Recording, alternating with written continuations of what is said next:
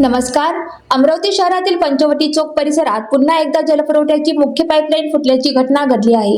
900 mm क्षमतेची ही मोठी pipeline उशिरा रात्री फुटल्यामुळे अमरावतीसह बडनेरा परिसरातील पाणीपुरवठा पूर्णपणे विस्कळीत झाला आहे. मिळालेल्या माहितीनुसार संबंधित पाईपलाईन महाराष्ट्र जीवन प्राधिकरणाच्या अखत्यारीत येते. पाईपलाईन फुटल्याने मोठ्या प्रमाणात पाण्याची नासाडी झाली असून काही ठिकाणी पाणी साचल्याचेही चित्र पाहायला मिळाले. घटनेची माहिती मिळताच अभियंते आणि कर्मचारी तात्काळ घटनास्थळी दाखल झाले.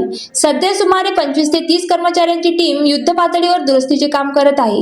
ही पाईपलाईन तब्बल 32 वर्षे जुनी असल्याची माहिती समोर आली आहे.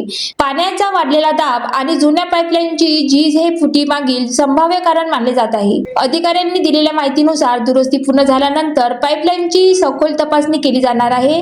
त्यानंतरच जलपुरवठा सुरळीत करण्यात येईल. त्यामुळे अमरावती आणि बडनेरा येथे काही काळ पाणी पुरवठा बंद राहण्याची शक्यता आहे. दरम्यान नागरिकांनी पाण्याचा संयमित वापर करावा आणि पर्यायी व्यवस्था करून घ्यावी असे आवाहन प्रशासनाकडून करण्यात आले आहे.